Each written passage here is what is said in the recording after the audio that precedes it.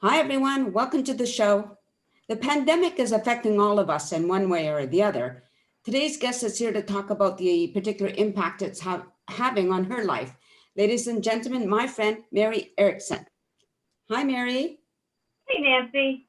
So take us back a couple years when your life was going good, when you were doing all the things you wanted to do. So, pretty active life. Traveling was my highlight, whether it be internationally or just trips around Canada. Yeah, lots of traveling. Improv comedy with you, of course. Of course. Volunteering in many different settings. Indoor pickleball. Getting together with friends. Like a lot of We social. love to host parties in our home. So, a very active social life. Right. And then Dawn got ill, right? Yeah, John was diagnosed with multiple myeloma, which is a blood cancer, and he was diagnosed 3 years ago this December. Okay. So now that obviously that curbed your lifestyle to a degree. Of course it did. At first, when we kind of didn't know what it meant, definitely stayed close to home, close to the medical system. But then as we both became a little bit more comfortable with what it meant and what the treatment side effects were, then I did start to travel more, as did Dawn. And we kind of found a new normal within the parameters of having cancer. Right. And then your mother started to have some health issues, I believe, right? That's right. So my mother passed away a year ago this October 31st. She also got cancer. She was 96, had an amazing life. Right. And then, okay. And yeah, my family and I were there until the end. Yeah, right. And then again, slowly, you started to do a few more things that you had been doing previously, right, to your mother's illness. Yeah, absolutely. So as soon as Mom passed, I have to say, then I started looking at finding normal again, and started traveling as soon as I actually could, because of course, if anybody with an illness in your family, you've got to make the most of the time that you can. Right. So once Mom finished her journey on Earth, I guess is the way you put it, then I needed to think about what I could do to enrich my life, and travel with it. So out again, traveling, and back to my regular activities. Okay. Now, you told me once before, but what exactly does that traveling do for you? Oh boy, it just renews my spirit. Um, you know what? It reminds me of who I am and how resourceful I am and how curious I am. So it really renews my spirit. Right. That's really good. Because I traveled with you once, and I really learned how to travel, I must say. It was And awesome. You were a super boy. Thank you, but it was really awesome. Okay, so then along comes this pandemic. Right. Now, boom, what happens? So I was actually coming back from my birthday celebrations down in Death Valley the day that they closed, told us to start home isolating. So got off the plane, drove across the border, and the guard said, "You go home and you stay there." And we're like, "What?" Because we were kind of removed from everything that was going on. We were just enjoying ourselves down in Right. the hiking stuff. It was my birthday. I came home. Dawn had planned a birthday party, and I guess the first sign of things to come, had to cancel the birthday party, had to stay in the house for 2 weeks, and yeah, it was quite a shock to come back from two major trips to don't leave your house. Right. So as we slowly started leaving, I mean, because we all kind of, I think a lot of us did the same type of thing, stayed home as much as possible, right? Right. So now as you slowly start going out and doing, whether it's shopping or the few things that you did, what was your greatest concern? So John is on a lot of medication and has a very compromised immune system. And from the very start of this until this very day, our major concern is not to bring anything home to him. I mean, even before the pandemic, we were careful, but he didn't kind of really get it. And if he did get a cold or anything, it really hit him hard. So once COVID hit, we went into major avoid mode. I quit all my activities like everybody else did. I know everybody was in lockdown, but obviously wasn't doing anything. And managed our groceries every 2 weeks. And I don't think at that point our life was too much different than everybody else who had been impacted at COVID or by COVID. But then as time progressed and people started to open their bubbles or get into their bubbles and things, we were still and are still very concerned about bringing anything home.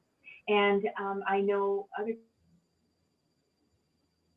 people with health concerns with compromised immune systems feel the same way. I think a lot of us are much more cautious about being around people and doing things than maybe the average person. And that's just an assumption that I'm making, but I know when I talk to my friends that are getting back to life, for example, going back to the cultural center or volunteering or going back to indoor pickleball, I won't do any of those things. Yeah. And I'm not saying that everyone isn't taking the proper precautions at those locations, but for us, it's just not worth the risk. Yeah, you have to just ensure that you're not anywhere near somebody who might be contagious, right? Exactly. And we know so little, or we seem to know so little. If it was probably just me that I was worried about, I think I would still be going out and doing a few more things, because I do think a lot of places are taking great precautions. But again, living with someone with a compromised immune we're in a kind of changes everything. Yeah, for sure. We're all in kind of a weird place, because some of us go out, we wear a mask, but so many people don't, and it's almost sometimes it's hard to avoid those people that don't. If you're like close confinement, like I don't understand how some of it is all set up at some of the stores. You go in and there's arrows. You got to go a certain way, but by the time you get up to the cash, sometimes there's like almost like a little bit of a traffic jam, Yes. Yeah, no, I've experienced the same thing. And I have slowed down my pace now when I'm shopping, because if there's somebody that's not maintaining the proper distance or whatever, then I back up and I patiently wait until they move on, whether they're observing the distancing or the mask policy. Right. I take it upon myself to try and avoid that. Yeah.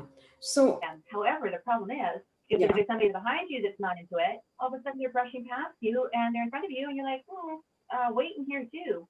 Yeah. So yeah, it is very difficult for sure. Yeah, and we can't tell people. I don't feel like I can talk to anybody. I can't say, well, you should be wearing a mask, or like it's everybody's right not to. However, it's very concerning that a lot of people don't. Yeah, it is, and maybe not for their protection. And if they're not concerned about themselves, that's their call. But every time I'm in contact with somebody who isn't wearing a mask, it puts me and a very sick person at risk. Yeah. And it's not that I'm out running around just doing things for the fun of it. If I'm out, it's because I have to be. And it would really be helpful if I could feel safer. Right. Now, I know recently you had a family member who had to be tested because wasn't there a fear that she may have contacted the COVID-19? Is that correct? Yeah. So yes, that's true. She showed signs of a cold, but she went and was tested for COVID. And then her mother was in our house, properly social distanced. We don't even have a 6-person bubble in our house. It's even smaller than that, but they were coming from out of town. So we did everything we could. And then I got a phone phone call. Oh no, she's been When, tested for COVID, and right, so we had to shut down our house again. And I called holding your breath, waiting. Luckily, she was cleared. She didn't have COVID, and things went back to normal. But even my husband had to be tested for COVID yeah, not that long ago because he too came down with the stuffy nose, lightheadedness, things like that. And with cancer, we just can't take the chance. Luckily, he also tested negative, but we locked down the house again. right. Yeah. So how long does it take to get, when you get tested, how long does it take to get the results? I think you asked me how long between when he is tested and the results, because you just kind of froze up there. Is that right? Yes, 48 hours. Very efficient, very positive experience. We booked in advance, and there was no waiting for him to actually, once he got there to be tested. All very, very efficient. And then you can get your results texted to you on your cell phone if you want nice. to. So that's what we did and came back with the negative. So it's about 48 hours. Wow, nice. Recently, recently I went to a store at the mall, at the Chilliwack Mall, and before I went in, they took my temperature, and I Okay. had to, and I had to fill out a form with my name and my phone number. So I'm assuming that's if anybody around me, or if I contacted whatever the word is, you know what I'm trying to say, if I got the virus, that there would be a way of finding out who I was with or who was around me or whatever. But there was only Right. one store that did that, as that I'm aware of. Have you come across anything like that? Not at all.